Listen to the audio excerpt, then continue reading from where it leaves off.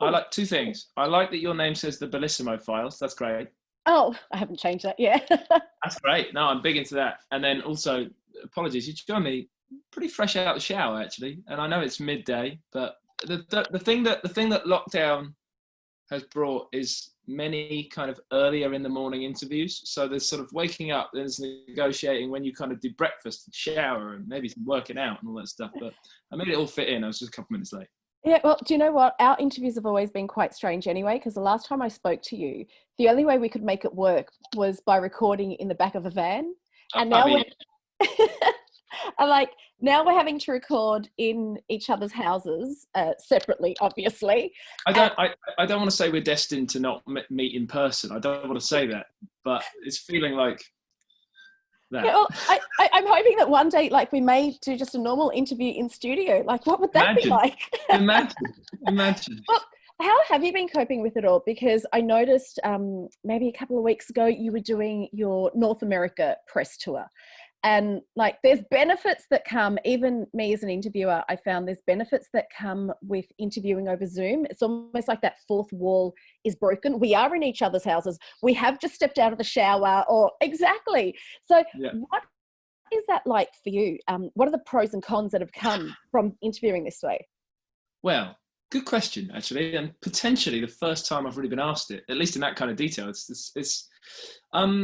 I I don't have kids at this point, so I don't have them like running into the background, which would be great sort of comedy value. I've enjoyed them anytime that's happened to anybody. So I'm sort of almost gutted in that respect. I don't have a pet in the house. So many of my friends have a dog or a cat, but I sort of end up not needing one. But now in sort of lockdown times, I could probably do with one. That could add some value. So I just sort of have white walls most of the time and a sort of ceiling light fixture and the top of it's been fine. I don't know, I've been okay with it. I bought a ring light. Look, I confess You did not. I'm not using it. I'm not actually using it right. I can't show you. I'm not using it right now. I've sort of opted for daylight, but I might as well tell you what's all that I thought whatever, I'll just do that. Somebody sent me one initially because this is my massive excuse. They sent me one like when you film, it was for doing like an American TV show. They wanted the lights to not, oh no, we because of Zoom, it's just broken up. Are we back? Are we back? Oh, there we go. We're back. We're back. We are back. All right. Someone sent you. I was sent a ring light because it was for an American TV show. Yeah. They said, can you use? They said because like house lighting is never good enough for TV. I'm like, oh, excuse me. Okay. So used the ring light. Discovered the benefits of the ring light, making us all look like angels, and gave that one back and bought my own. I'm not, like I say, I'm not actually. I sort of am not promoting it well by not actually using it right now. But this is what lockdown sort of interviews has been like for me. It's fine. It's a show. I mean, this is brilliant. Like, obviously, this is better than telephone interviews. Yeah, because you can see each other.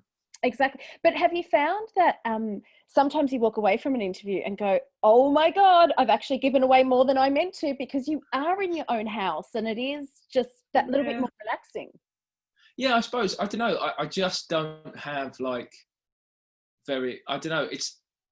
I like to think if somebody actually came round, it'd be like, nice enough house, and probably not. I don't even need them to be like blown away. I'm in central London. I'm sort of it's never massive, and not until you're a multi-squillionaire, which I'm still reaching for. I'm on my way.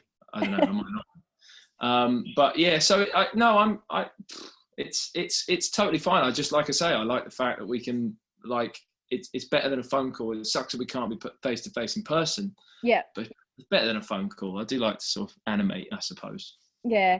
Now, before lockdown happened, you were in Nashville writing and recording. What was that time like for you? Because that was just before lockdown. So could you actually enjoy the whole experience, or were you on edge going, am I going home yet? Are we going to get done what we're meant to get done? It became that, in honesty. I mean, not to the point that not to the detriment of the music kind of recorded and created, but underneath, just beneath the surface, it became that. So I got there at the end of February, and there was more chat about in the UK about this looks pretty risky. and people were sort of wiping their seats a bit on the plane. Yeah. Not a lot, and it wasn't being sort of recommended or anything. So first couple of weeks was great. And like, you know, loads of time in the studio, obviously, going out for dinner. And then from about halfway through, it changed. And, you know, people are in the studio just kind of like doing the thing, listening down to a track, or whatever, and sort of little, you know, headlines are popping up on people's phones like, has anyone read this? Has anyone read this? And it ended up getting quite tense. And America was about 2 weeks behind. This was what was interesting for the American people in the room. And then for me, who has family back in the UK, I'm getting texts from family in the UK who are really quite stressed, but I'm not really sort of voicing them too much to the people in the room who are less stressed, but starting to get more stressed because reading about, you know, headlines and stuff on the phone about this thing, coronavirus. So it was bizarre. I mean, you know, I'm glad that we sort of stayed in a nice little sort of bubble, and in the room, and kind of, I was just going from an Airbnb to my car, to the studio, to my car, to an Airbnb. Like it was, we were a small team of 5 or 6 of us, but so it wasn't affected too badly. And we were able to, I'm sort of really glad to say, we were able to have a brilliant time making music, exploring that in the way that we were supposed to be. But yeah, I can't deny that sort of underneath there was this sort of gradually rising sort of sense of anxiety. I was going to say dread, but that felt like a little bit much. Yeah, it's very hard to pinpoint what we're all feeling right now, but it's probably a bit of everything. But I love then you came home, and a lot of us have been finding different ways to connect with people because, you know, we can't have those face-to-face interactions. And it's almost become, again, you know, I talk about removing that fourth wall. You know, fans have been able to connect with you on a more personal level because you started your guitar lessons via Insta Live. And I know what the fans get from it, but what do you get from it? Well, I ended up, because it was initially about what I could sort of give, but I guess there's something in that speaks to what I get from it. So, because it all began, and you know, social media is a loud place. There's lots of chat, and there's lots of opinions, and there's lots of sort of stuff being voiced, and that's fine. I'm not a politician. I'm not a scientist. I can't give anything to this situation in that capacity. I'm a performer, I'm an entertainer in that respect. I'm a sort of singer-songwriter. So I remembered, and I wanted to, this is one thing it gave me, I wanted to connect with my fans in a way that, sorry, that's really annoying, shut up. That's okay. It's just, it's somebody else trying to call that, I don't know, whatever. Anyway, I wanted to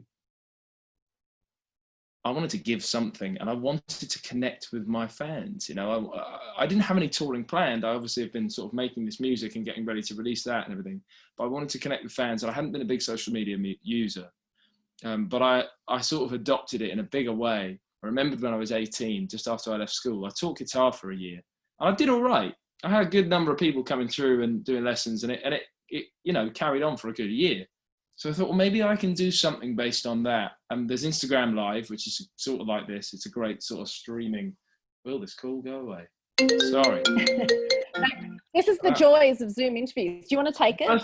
But no, it's the first time it's happened to me. It's just somebody who wants to do an interview in a bit, and I'm like, chill. Oh, sort of just wait your turn. Yeah, wait your turn, exactly.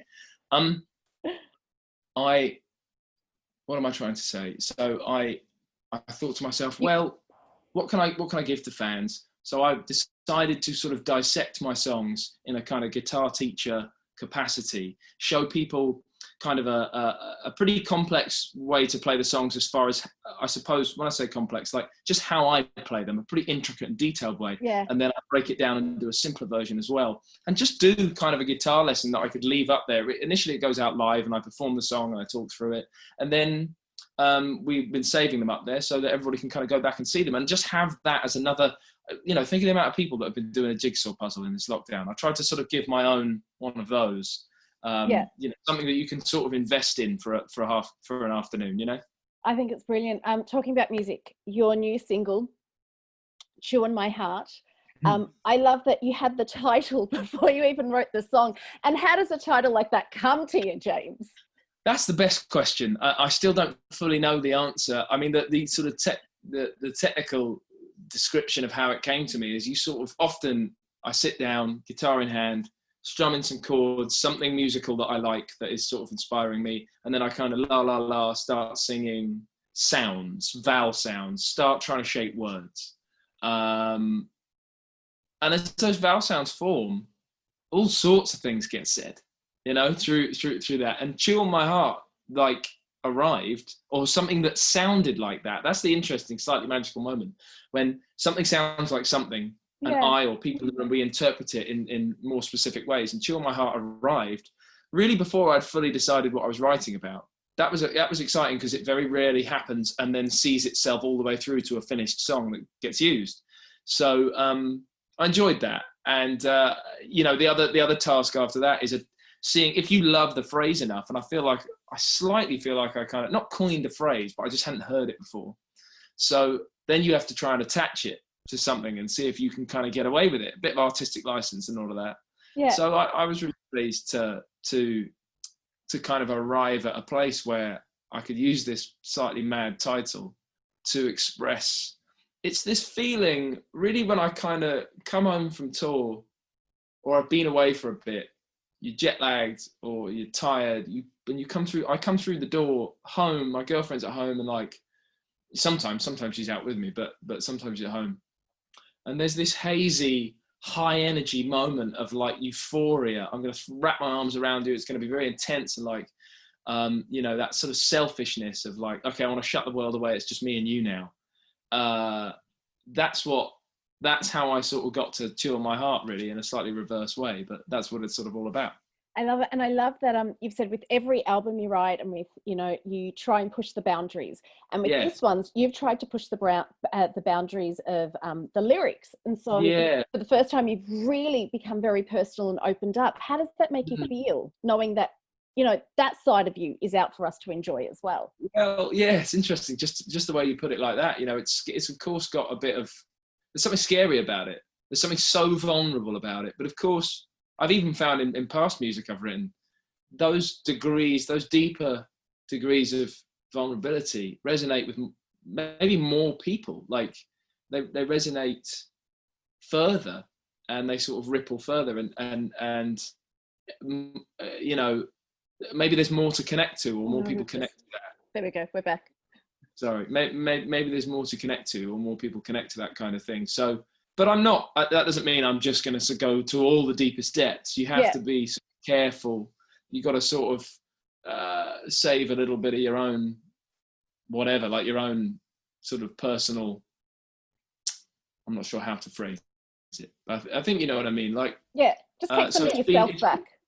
Yeah, of course, always to some degree, but it's been sort of wonderful to let this out, because it's something that I've experienced just myself for so long, and I'm showing a little bit of it, and I don't mind that, because it ended up, I wrote all these songs before anyone knew about coronavirus, really. In a time when it's so, the anxiety is high, and it's a stressful time in the world. I've ended up sort of offering a bit of light, I suppose. I feel just a little bit. I'm not trying to sort of like be big-headed about it. It's just nice to share it, you know. We're accepting that light and are thankful of that light. James, I could talk to you forever, but I'm being told I need to wrap it up. And that person on the phone wants to talk to you.